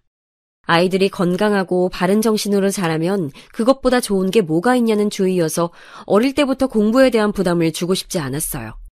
그리고 자고로 공부란 시켜서 하는 게 아니고 본인이 원해야 하는 거라고 생각이 아주 컸습니다. 남편도 저도 서울에 있는 대학교를 졸업했는데 다행히 교육관이 같아 안심했었죠. 물론 아이들이 원한다면 누구보다 더 지원해줄 자신은 있었으니 방관은 전혀 아니었어요. 무엇보다 그때 아이들 나이가 첫째는 7살이고 둘째는 5살이어서 동서의 말에 더 놀랐는데 동서는 저에게 이렇게 말했습니다. 형님, 솔직히 지금도 늦었어요. 지금이라도 영어를 시켜야 애들 나중에 초등학교 가서 무시 안 당해요. 동서는 아이 교육에 엄청난 관심을 보였는데 동선의 아들은 영어 유치원에 다니고 있었거든요. 그걸 되게 자랑스러워했습니다. 제가 듣기론 아이 교육에 너무 돈을 많이 써서 서방님이 회사에서 연봉 협상을 할 때도 과하게 요구한다고 엄마한테 이미 들은 게 있었거든요. 아이 교육에 관심이 많은 거는 본인 생각이고 각자 다른 주관을 가지고 있으니 상관없었는데 자꾸 우리 아이들도 자기 아들처럼 그래야 한다고 하니까 점점 불편해졌습니다. 말을 아무리 돌려도 동서는 고집스럽게 자기의 교육관이 정답이라고 둘째를 영어 유치원에 보내라고 얼굴을 볼 때마다 말해서 옆에 있던 시어머니가 말릴 정도였어요. 아이들이 건강한 게 최고라고 시어머니는 동서가 그럴 때마다 옆에서 말렸는데 나중에 동서는 제가 하도 아이들 교육에 많은 투자를 하지 않으니 우리 집이 가난해서 그렇다고 생각하더라고요. 동서는 본인이 꾸미는 것을 좋아해서 아들도 볼 때마다 옷이 달라졌는데 꼭 백화점에서 로고가 크게 보이는 옷만 사서 입히는 모습을 보고 저는 그냥 그럴 수도 있다고 생각했습니다. 본인의 취향이고 대문짝만한 로고가 보이는 게 아무래도 남의 시선에서는 더 잘 보이니까 동서가 그걸 원하나 보다 생각했는데 자꾸 동서는 우리 딸들 옷에 관심을 가졌어요. 제가 아이들 교육에 관심이 없다고 하고 다니는 행색에 관심이 없던 것은 아니라 나름 또 성별이 딸들이니까 신경 써서 수입 의류를 주로 입혔거든요. 유치원을 다니며 친구들과 옷이 겹치는 것을 원하지 않아 수입까지 해서 입힐 정도로 신경 썼는데 제 취향 자체가 로고가 크게 가슴팍에 박혀있는 옷을 선호하지 않아서 그런 옷은 입히지 않았습니다. 그런데 동서는 본인이 보지 못하던 옷이고 백화점에도 들어온 브랜드가 아니라 제가 어디 시장바닥에서 떨이로 판매하는 옷들을 입힌다고 생각하더라고요. 처음엔 저도 발끈해서 이거 비싼 거라고 말했는데 나중에는 말해도 모르는 사람에게 말해서 뭐하나 싶더라고요. 유명한 한국 속담 아시죠? 똥이 무서워서 피하냐, 더러워서 피하지. 그 말처럼 저는 그냥 제가 동서를 안 보는 게 마음 편해서 점점 거리를 두었는데 그래도 가족이라 1년에 적어도 3번은 만나게 되더라고요. 또 동서가 불편한 거지 시어머니는 저에게 여전히 너무 잘해주시고 계셨고 제가 둘을 키우니 걱정된다며 집에 와서 봐주기도 하셨어요. 둘째랑 병원에 갈 때도 첫째를 봐주시고 반대로 제가 첫째 행사에 가야 한다면 당신이 직접 둘째를 데리고 병원에 가셨죠. 여전히 용돈은 거절하셔서 제가 보답하는 방법은 오로지 얼굴을 자주 보러 방문하는 거였습니다.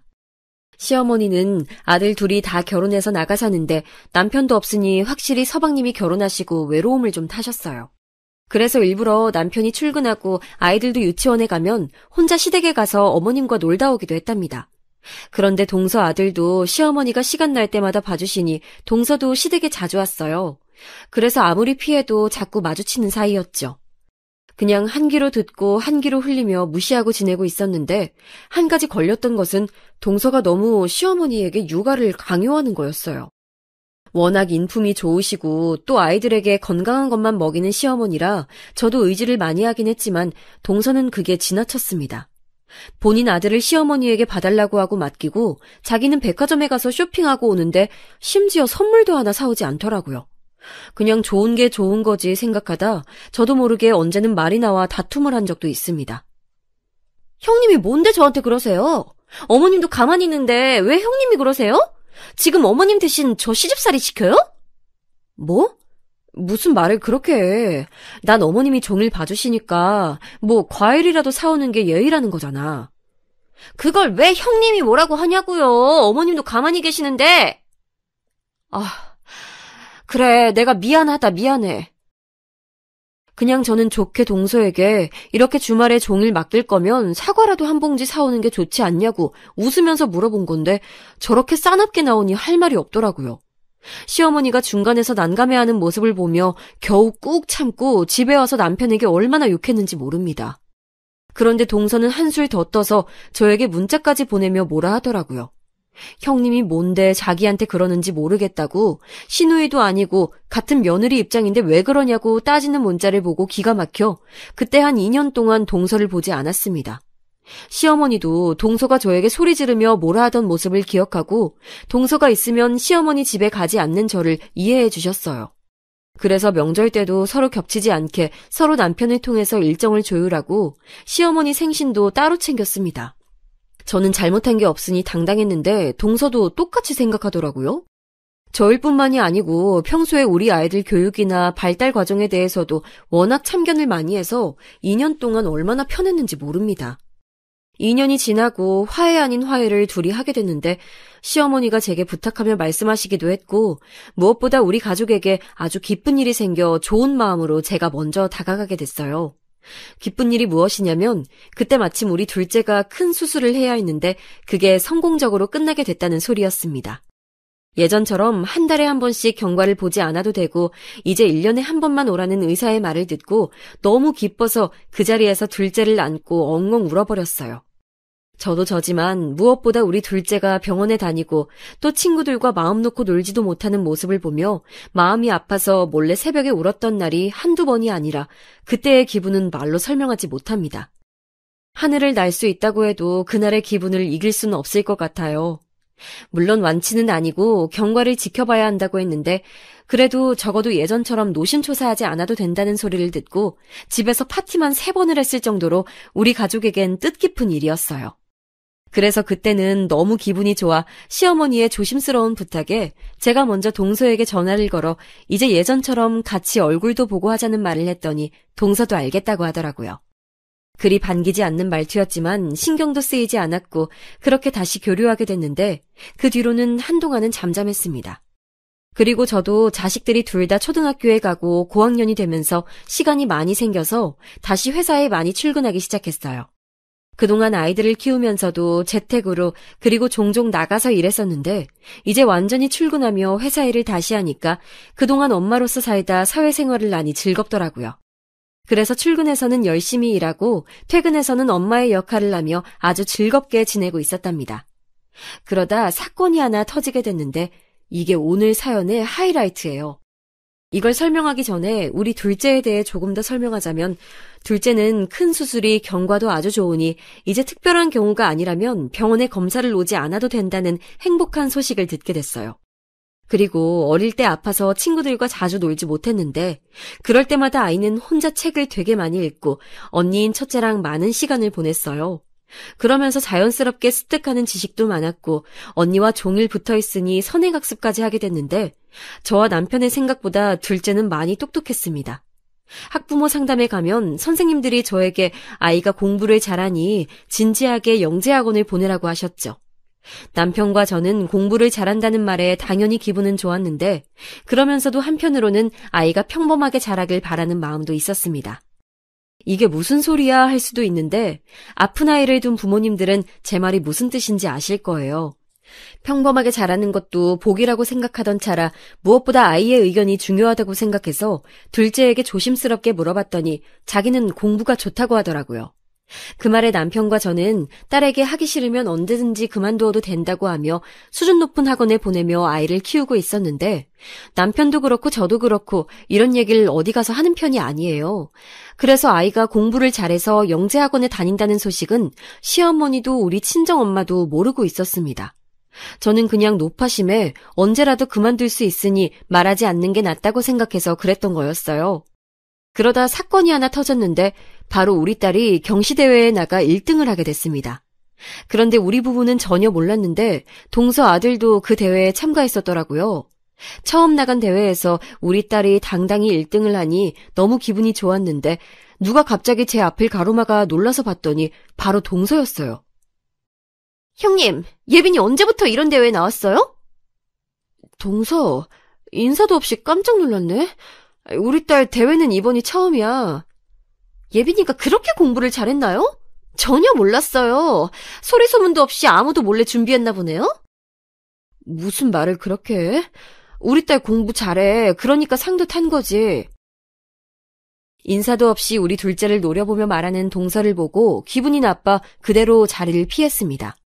그 뒤로 동서의 견제는 계속됐는데 나가는 대회마다 동서 아들은 한 번도 입상하지 못했어요. 그 모습을 보고 남편은 그렇게 서방님 월급을 쏟아부어도 안 되는 것은 안 되는 거라며 안타까워했죠. 최종적으로 과학고 모집에서 우리 딸만 붙고 동서 아들은 떨어졌는데 그 계기로 동서는 우리 둘째만 보면 얼굴을 보고 악담을 퍼부을 정도로 싫어했습니다.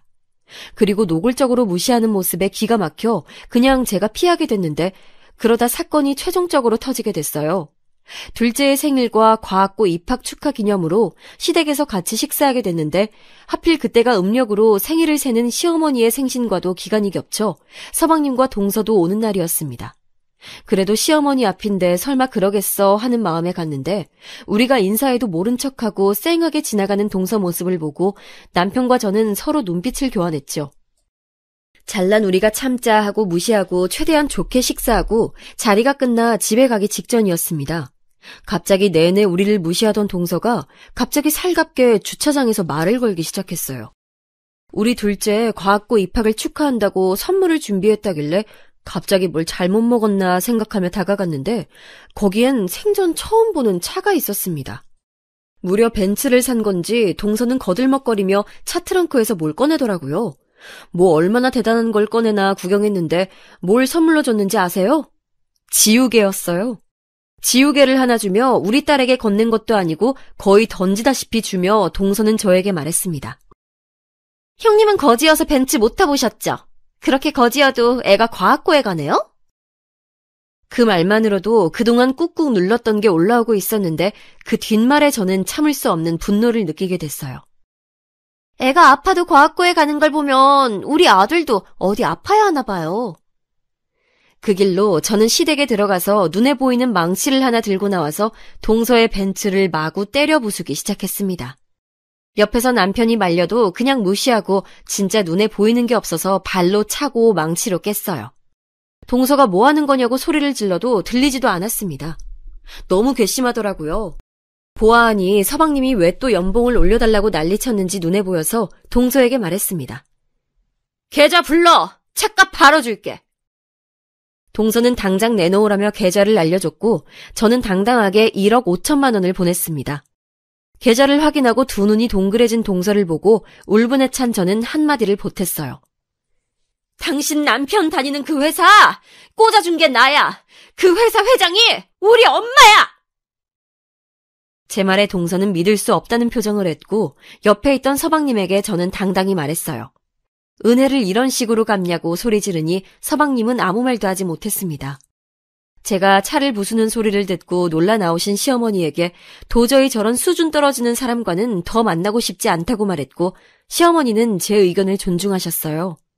그 뒤로 저는 아무 말 없이 집에 오는데 너무 화가 나서 몸이 떨려 쉽게 진정할 수 없었습니다. 단순히 이번 벤츠 사건 때문에 갑자기 그런 게 아니고 그동안 동서가 우리 집 형편을 자기 맘대로 생각하며 무시했던 게 한두 번이 아니라서 그렇게 행동했던 거였어요. 남편은 저에게 잘했다고 하며 이제 앞으로 동서네 부부를 보지 말자고 하더라고요. 그렇게 월급을 다 쏟는 걸로 모자라서 대출까지 받아 교육해도 과학고에 못 가는 조카를 보니 저렇게 못되게 사니까 그렇다는 결론이 나왔습니다. 그 뒤로 저는 회사에 출근해서도 서방님의 인사를 받아주지 않았어요. 저보고 유치하다고 하실 수도 있는데 그만큼 쌓인 게 많았기 때문에 참을 수가 없었습니다. 서방님은 퇴근하고 저를 찾아와서 미안하다 하고 우리 집에 와서 자기도 너무 힘들다는 말을 꺼내며 심지어 눈물까지 보였는데 안쓰러운 마음은 들지 않았어요. 동서도 저에게 몰랐다고 죄송하다고 문자를 10개도 넘게 보냈는데 나중에는 보기도 싫어서 차단까지 하게 됐습니다. 그리고 시댁 행사에서도 동서를 봐도 동서가 저에게 했던 것처럼 똑같이 사람 취급하지 않고 무시했어요. 마음 같아선 서방님도 해고하고 싶었는데 남편은 죄가 없으니 남편 동생이라는 이유로 그렇게 하진 않았답니다. 다만 본인이 찔렸는지 더 열심히 일하고 더 연봉을 무리하게 올려달라는 말을 꺼내지는 않았어요. 그리고 마지막으로 동서에게 당신 결혼할 때 받은 예물, 시댁에 올 때마다 자랑하던 그 가방과 시계도 내 돈이라고 하니 아연실색하며 아무 말도 하지 못하더라고요. 시어머니도 저에게 그동안 고생 많았다고, 자기도 동서가 달갑지 않다고 하시며 거리를 두기 시작하셨습니다. 서방님이 남편에게 사정해서 얻어낸 동서가 다니던 골프장 회원권도 끊어버렸어요. 알게 모르게 제 쪽에서 나가는 돈이 많았다는 사실을 보고 저도 놀랐답니다. 지금은 그래서 너무 행복하게 우리 딸들과 남편과 시어머니를 챙기며 행복하게 살고 있어요. 벤츠를 부실 때 속이 다 시원하고 얼마나 통쾌했는지 모릅니다. 제 사연은 여기까지인데 어떻게 들으셨는지 모르겠어요. 친구들에게 말하니 다들 너무 재밌다고 하던데 저도 한 번도 후회한 적은 없네요. 앞으로도 쭉 발 뻗고 잘 수 있을 것 같습니다. 들어주셔서 진심으로 감사합니다. 가족들과 행복한 나날 보내시길 바랄게요.